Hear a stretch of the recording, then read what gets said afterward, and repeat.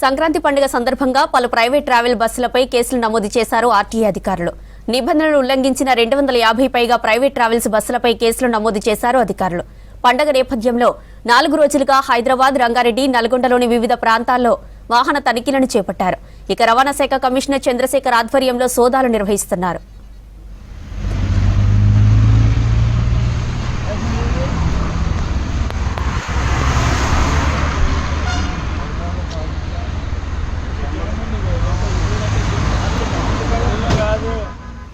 హైదరాబాద్ నుండి ఏపీకి వెళ్తున్న 250 బస్సులు నిబంధనలకు విరుద్ధంగా ప్రయాణిస్తున్నట్లు గుర్తించారు అధికారులు.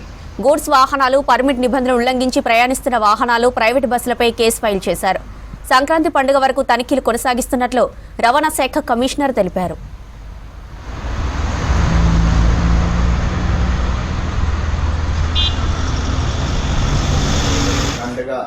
రద్దీ దృష్ట్యా వివిధ ప్రాంతాలకు ప్రయాణికులను చేరవేసే ప్రైవేటు బస్సులపై రవాణా శాఖ అధికారులు గత 3 రోజులుగా తనిఖీలు నిర్వహిస్తున్నారు.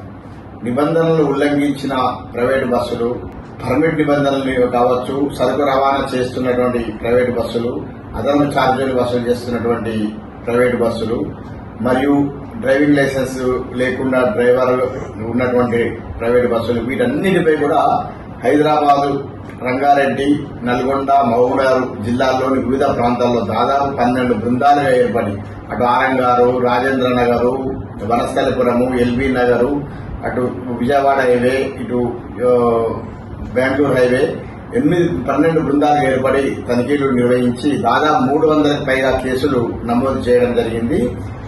ఈ తనిఖీలు ఈరోజు, రేపు ఈ నిరంతరాయం కూడా కొనసాగుతాయి. కాబట్టి అదనపు ఛార్జీలు వసూలు చేస్తున్నట్లు ఏ ప్రయాణికుడైనా మా దృష్టికి తీసుకొస్తే ఖచ్చితంగా సంబంధిత ప్రైవేట్ ట్రావెల్స్ పై విచారణ జరిపించి చట్టపరమైనటువంటి చర్యలు తీసుకుంటా ఉంటాము.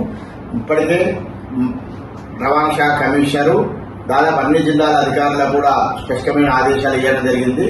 వారందరూ కూడా ఈ తనిఖీల్లోనే నిమగ్నమై ఉన్నారు. ఈ రోజు రాత్రి, రేపు, ఎల్లుండి వరుసగా ఈ తనిఖీలు కొనసాగుతాయి.